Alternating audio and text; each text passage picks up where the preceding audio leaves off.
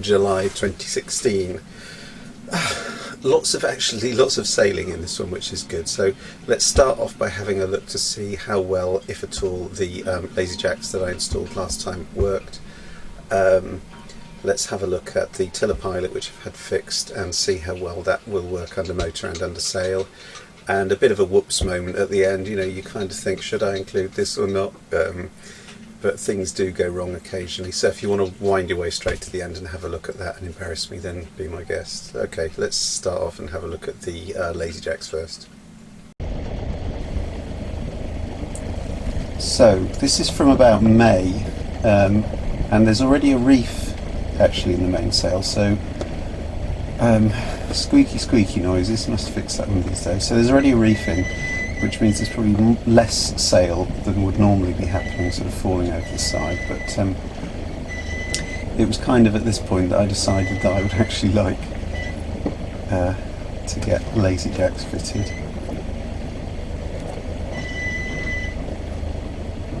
It just takes forever to actually get all that stuff stacked up together and so on. And I'm quite happy to do things at the mast. I know that some people are quite keen to get everything led back. And to be quite honest, some people go to absolute extremes of making sure that you can control everything from a single point.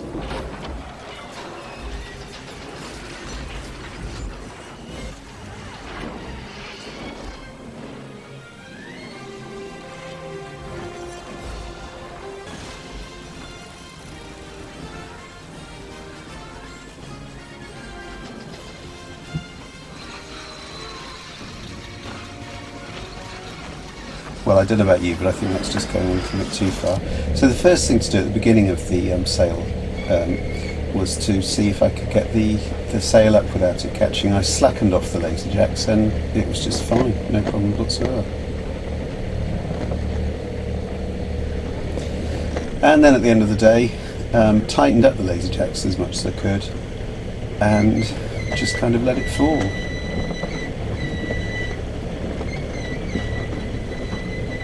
Obviously the reefing lines are just kind of falling all over the place, but that doesn't really matter. The important thing is that the sail all stays on the top of the boom.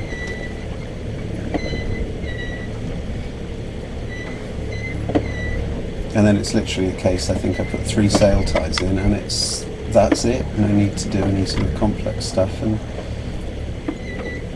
very, very pleased. Very pleased with it. Money well spent.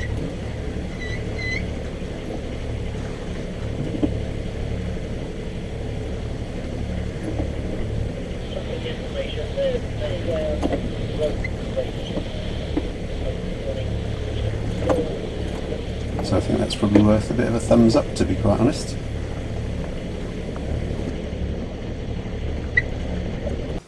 Yeah, so really happy with that. They worked out absolutely fantastically well. Had a lot of problems last year with this thing.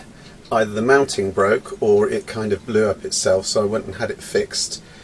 So I really wanted to test it out under motor and under sail, and wanted to go out for a cruise where I was pretty much only using the tiller pilot. So let's have a look at that, starting off with under motor. Seems to be gently doing its job. So holding a pretty much spot on course at the moment. So that was it under motor. Then obviously the next thing to do was to do it under sail. And it took a bit of fiddling about a bit, and I found that what you really need to do is to get the boat kind of reasonably nicely balanced first, but once got the hang of it, it seemed to work quite well.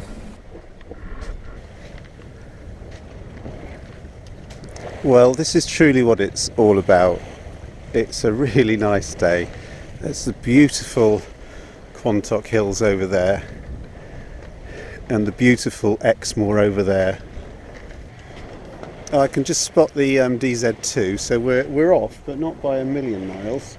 And it was basically because I'm kind of setting the course to the wind rather than anything else. So, fabulous.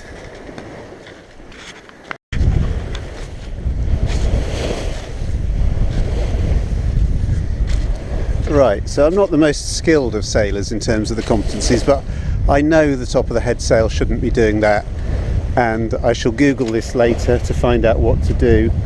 In the meantime, I'm going to play a few more things, pull it in a bit tighter, play with the track and so on, see if I can get that sorted out.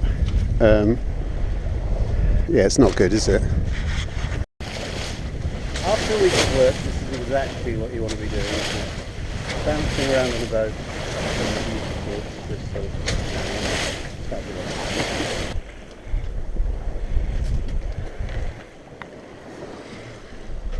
Well, there's DZ2 over there, and I think you can just about see, I think it's that steep home, and I think it's flat home next to it, but I'm not convinced that's the case.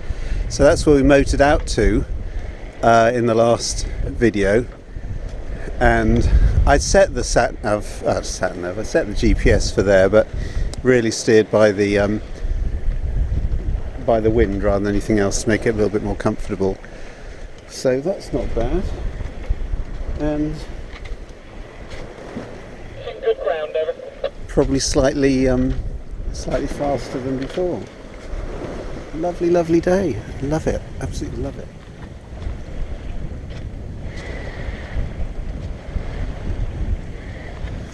Yeah, comments about what my foresail is doing, most welcome.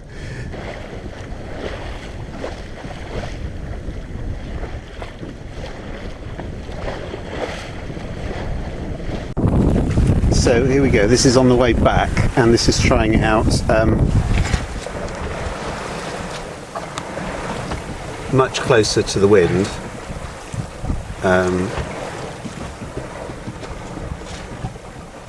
And seems to be doing alright.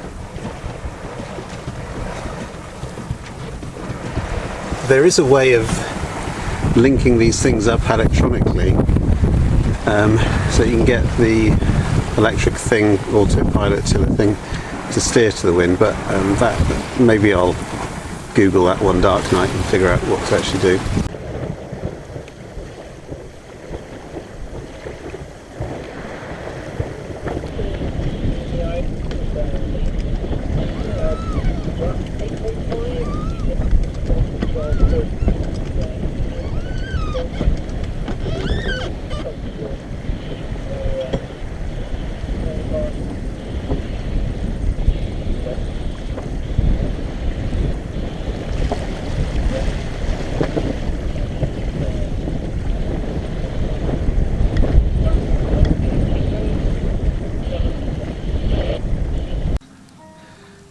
So where did we go today?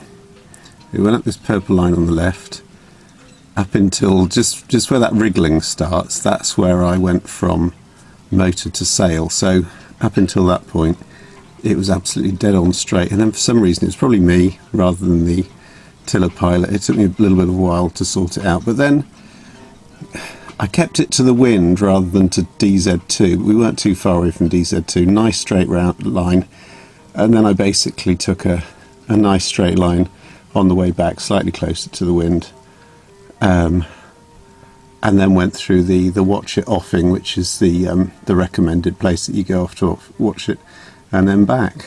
So pretty much all of that, except for the last little bit, was done with the tiller pilot. So I'm actually quite pleased. That was good. And I'd say that wiggly bit down to me, I think. For all your history buffs, and you probably know this already, Watchet is famous for being the place that inspired Coleridge to write the Rime of the Ancient Mariner in 1779. Somebody will correct me if that's wrong. He went for a walk from the Quantocks, which we saw on the video. That's what you could see on the left hand side. We'll look back at the coast. And he took several weeks to walk with, so it was Coleridge, Wordsworth and Wordsworth's sister Dorothy, walked along to Exmoor, and it was when he got to Watchet that kind of inspired him to write the Rime of the Ancient Mariner.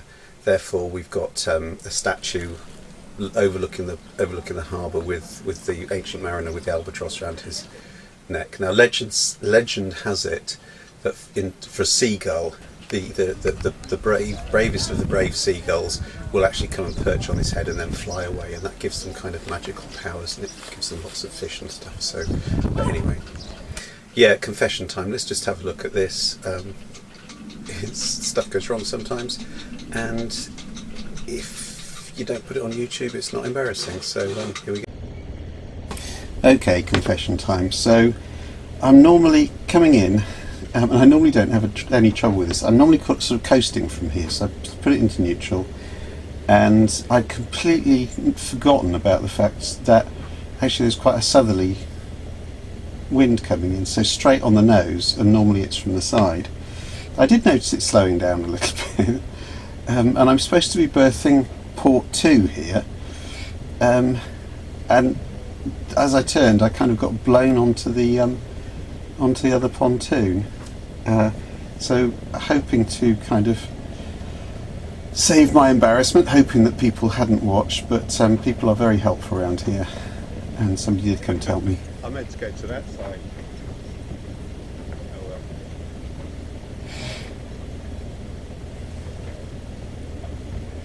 Can I throw you a rope over? Yeah.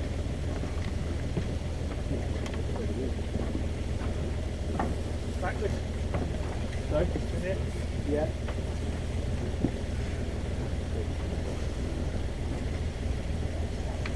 If I'd have had my line set up for the other side, I could have actually pretended that I've done a perfect starboard 2 berthing, but so I just sort of jumped up, off, shoved the nose over, dumped the lines on the side, and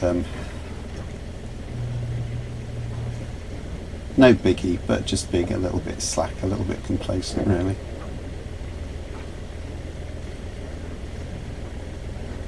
There is a method using like a sort of a bridle in a sort of a spring format that I do sometimes use if it's very windy, and I think I ought to start just using that as a matter of course.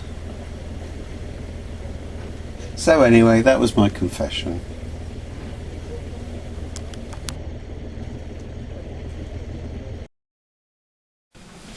Yeah, well there we go, not the end of the world, worst things happen at sea, as they say.